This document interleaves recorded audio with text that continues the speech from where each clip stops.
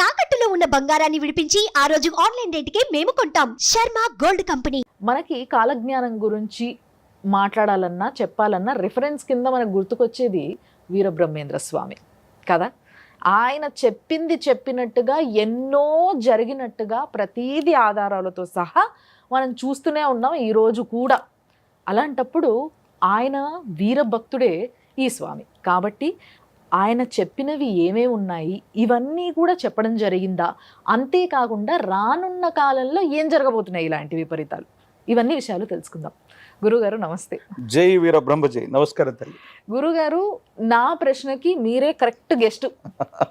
మీరు కాకపోతే ఇంకెవరైనా చెప్తే కూడా అంత ఎఫెక్టివ్గా ఉంటుందో లేదో నాకు తెలీదు. మీరు మాత్రం వీర ఉపాసకులు కాబట్టి స్వామివారికి ఆయన చెప్పిన వాటిలో ఆ కాలజ్ఞానంలో ఇప్పుడు జరుగుతున్న ఈ విపరీతాలు కూడా ఉన్నాయా అని అడిగితే మీరు ఏం చెప్తారు? ఒక వ్యక్తి యొక్క భూత భవిత వర్ధమానాలు తెలియజేసే జ్యోతిషాస్త్రం అద్భుతమైంది. కానీ ఓ వ్యక్తి, ఓ వ్యవస్థ, ఓ రాష్ట్రం, ఓ దేశం యావత్ ప్రపంచ భవితని ముందుగానే ఊహిస్తే, కాలచక్రంతో సహా వివరించగలిగితే అటువంటి అద్భుతమైన ఫలితాలు చెప్పగలిగిన మహనీయులు, అవతార పురుషులు వీరబ్రహ్మేంద్ర స్వాముల వారు. 400 సంవత్సరాల క్రితమే విశ్వభవితగా చెప్పబడ్డటువంటి కాలజ్ఞానాన్ని, సాంద్ర సింధు వేదాన్ని మనకు గురుదేవులు అనుగ్రహించారు. అందుకే కాబోలు ప్రపంచంలో ఎక్కడ ఏ వింత జరిగినా, ఏ విచిత్రం సంభవించినా బ్రహ్మంగారు కాలజ్ఞానంలో చెప్పారు, ఇలా జరుగుతోంది అని అంటూ ఉంటాం, వింటూ ఉంటాం. ప్రపంచంలో మంచి జరిగినా, చెడు జరిగినా, ప్రళయం వచ్చినా, ఉత్పాతం వచ్చినా, విచిత్రాలు సంభవించిన బ్రహ్మంగారి కాలజ్ఞానం అలా జరుగుతోంది. ఎప్పుడో చెప్పాను బ్రహ్మంగారు, లేదా బ్రహ్మంగారి కాలజ్ఞానంలో ఇలా ఉంది కాబట్టి ఇలా జరుగుతుంది అని అంటూ ఉంటాం. గురుదేవుల యొక్క కాలజ్ఞానంలో కలియుగంలో 5000 గడిచినటువంటి మీదట ఇలాంటి వింతలు, విచిత్రాలు, విలయ తాండవాలు కూడా జరుగుతాయని చెప్పారు. గురుదేవుల యొక్క కాలజ్ఞానాన్ని అనుసరించి వర్ధమాన ప్రపంచంలో జరిగేటువంటి కొన్ని వింతలని, కొన్ని విచిత్రాలని, కొన్ని రకాలైనటువంటి పరిస్థితుల్ని చూద్దాం. వాటిలో మీరు అన్నట్టుగా ఏ అంశం గురించి మాట్లాడుకుందాం? ఫస్ట్ మొదటైతే ఇప్పుడు అఘోరాల గురించి ఎక్కువగా ఇది కాబట్టి అక్కడి నుంచి మొదలు పెడదాం. ఎస్, గురుదేవుల యొక్క కాలజ్ఞానాన్ని ఈ విధంగా కూడా మనం ప్రచారంలోకి తీసుకొచ్చినటువంటి అద్భుతమైనటువంటి అవకాశం మనకు వచ్చింది.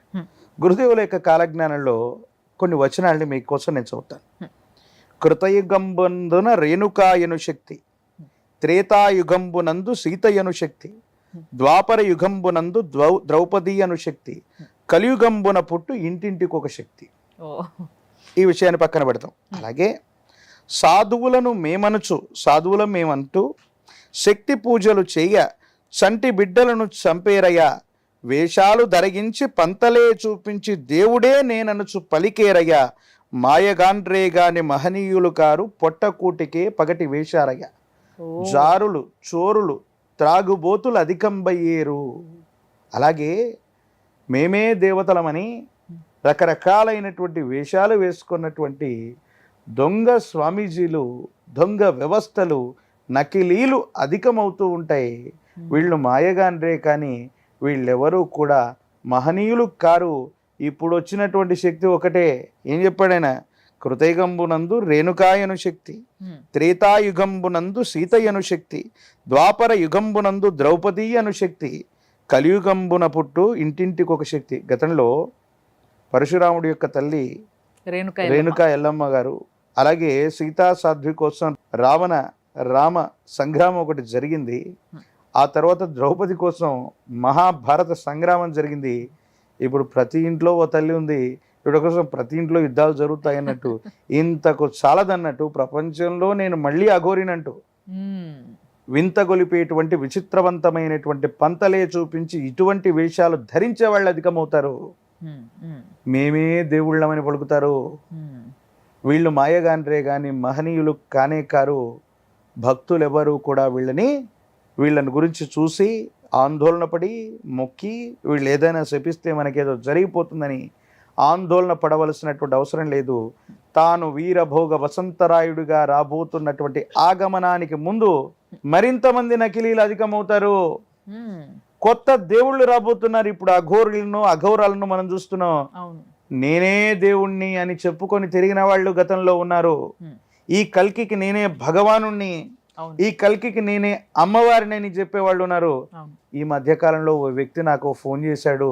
మాకు సంబంధించినటువంటి మా సహచరుల శిష్యులకు ఫోన్ చేసి, ఈ కలియుగానికి నేనే దేవుడు అనుకుంటున్నాను, ఆ కల్కి అవతారం నేనే అనుకుంటున్నాను, నా చేతి రేఖల్లో ఆ కల్కి రేఖ ఉందేమో ఒకసారి చూసి చెప్పండి కల్కికి తెలీదా అది? కల్కికి తెలియక ఎందుకో మానసికమైన క్షోభను అనుభవిస్తున్నాను నేను. ఉమ్.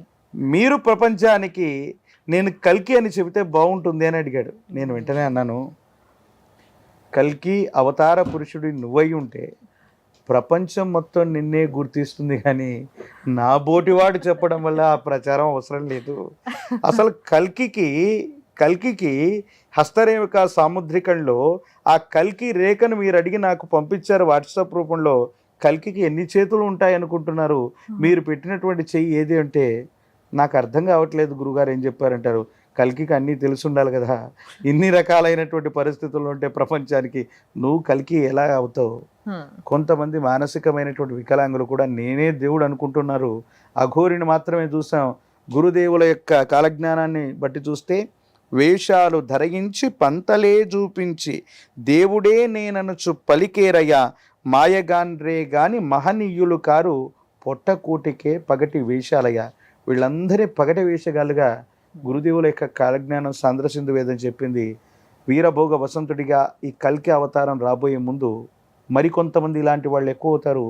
ఇంకొద్ది కాలం తర్వాత దేవుళ్ళను మనం పూజిస్తున్నాం కాదు, దేవుడే నేనంటూ పూజలు అందుకునేటువంటి వ్యక్తులు కూడా అధికం అవబోతున్నారు. ఇది గురుదేవులు కాలజ్ఞానంలో చెప్పారు. సమకాలిక వర్ధమాన ప్రపంచంలో జరుగుతుంది. కొత్త దేవుళ్ళను కూడా మనం చూడబోతున్నాం. వీళ్ళు దేవుళ్ళు కాదు, పగటి వేషాలు వేసుకునేవాళ్ళు. ఇంకో విషయం ఏంటంటే గురువుగారు, అల్లకల్లోలను రేపింది జనాల మధ్యలో ఏంటి అంటే ఒక ఆవిడ దిగంబరాలుగా తిరగడం. ఇది చాలా పెద్ద వార్త. చాలా మందికి చాలా కష్టంగా అనిపించింది దీన్ని జీర్ణించుకోవడానికి. అవునమ్మా. ఇది కూడా చెప్పడం జరిగిందా? స్వామివారి యొక్క విశేషవంతమైనటువంటి కాలజ్ఞానంలో శరీరం అంతా బట్టలే లేకుండా కనిపించేటువంటి స్త్రీలు అధికమవుతారని రాశారు. ఇది సమకాలీన వర్ధమాన ప్రపంచంలో ఫ్యాషన్ డిజైన్కి సంబంధించినటువంటి దాంట్లో బట్టలు వేసుకున్నా కనిపించే బట్టలు కొన్ని ఉన్నాయి. అలాంటి పరిస్థితుల్లో ఉంటారు. ఈ విధమైనటువంటి స్థితిగతుల్లో ఆడవాళ్ళ యొక్క స్థితిగతులు ఉంటాయి. ఈ విధమైనటువంటి పరిస్థితుల్లో వీళ్ళు ఉంటారని స్వామివారు కాలజ్ఞానంలో రచిస్తే, దిగంబరమైనటువంటి పరిస్థితుల్లో జనాన్ని భయభ్రాంతులు గార్చి, అసలు అమ్మవారి తత్వం స్త్రీ అంటే భూదేవంత ఓపికంటూ సిగ్గు బిడియం కొన్ని రకాలైన లక్షణాలుండి ఇలా ఉంటే ఒక అమ్మవారి స్వరూపంగా ఉంటే అది స్త్రీతనం. అమ్మవారు ఎలా ఉంది, మిమ్మల్ని నేను ముందు నుంచి చూస్తున్నా, అమ్మవారు ఇలా ఉంటుందేమో. ఇది కాకుండా వికృతి శబ్దంతో పిలవగలిగినటువంటి స్థితిగతుల్లో కనిపిస్తే అది అపార్థం అవుతుంది, అర్థం కాదు. పైగా ఆ వ్యక్తి అలా కనిపించడానికి గల కారణం ఏమిటనుకున్నారు? అతను పుట్టుకతో స్త్రీ కాదు, పురుషుడిగా పుట్టి జన్యు లోపాల వల్ల కొన్ని రకాలైన సర్జరీల తర్వాత స్త్రీ స్వరూపంగా మారినటువంటి పదార్థం. కానీ ప్రకృతిలో బ్రహ్మ ఏదైతే సృష్టిస్తాడో ఆ సృష్టి ప్రకారం మన యొక్క జీవన గమనం నడవాల్సింది. కానీ తన యొక్క ప్రారంధ కర్మ ఏంటో గురుదేవులు రాశారు. స్త్రీ పురుషుడయ్యాను, పురుషుడు స్త్రీ అయ్యాను. ఇది కూడా రాశారు. స్త్రీ పురుషుడయ్యాను, పురుషుడు స్త్రీ అయ్యాను. గురుదేవుల కాలజ్ఞానంలో చెప్పినట్టు ఇప్పుడు అది కూడా జరుగుతుంది కదా. చాలా మంది జెండర్ మార్చుకొని పెళ్లిళ్ళు చేసుకుంటున్నారు. అసలు ఏంటేంటో జరుగుతున్నాయి. అంటే ఈ కలియుగంలో గురుదేవులుగా చెప్పినట్టు ఇలాంటి వాళ్ళు ఎక్కువ అవుతారు, ఇలాంటి పరిస్థితులు ఎక్కువ అవుతాయి. సో సిగ్గు బిడియం అంటే స్త్రీతత్వం అంటేనే కాస్త సిగ్గు బిడియం అందచందాలు వీటన్నిటినీ కూడా ఎక్కడా కనిపించినటువంటి విధంగా హుందాగా ఒక దేవతా స్వరూపంగా కనపడేదే స్త్రీ. కానీ భయాన్ని ఆందోళన కలిగిస్తూ తన శరీరంలో కనపడకూడనటువంటి వాటిని కనిపించేలా చేసేది స్త్రీతత్వం కానే కాదు. సో ఈ విషయాన్ని కూడా గురుదేవులు చెప్పారు. ఇలాంటి వాళ్ళు ఎక్కువ అవుతారు, ఇలాంటి పరిస్థితులు ఎక్కువ అవుతాయి, ఇలా చేస్తారన్న విషయాన్ని కూడా గురుదేవులు చెప్పు. చాలా సంతోషం గురుగారు. నాకున్న డౌట్లన్నీ కూడా అడిగేసాను నేను మిమ్మల్ని. చాలా సంతోషం. చాలా ఓపికగా మీరు నేను అడిగిన ప్రశ్నని ఏదో ఒక శిష్యురాలు అడిగితే ఎంత ముచ్చటగా గురువుగారు చెప్తారో అలా చెప్పారు. చాలా సంతోషం. ధన్యవాదాలు దానికి. జై వీరబ్రహ్మ జై గోవింద పంప జై. చూసిండ్రు కదా, అదనమాట. ఇట్లా అప్పుడప్పుడు నాకు కొన్ని డౌట్లు పుడతా ఉంటాయి అనమాట, నేను అడిగేస్తూ ఉంటా.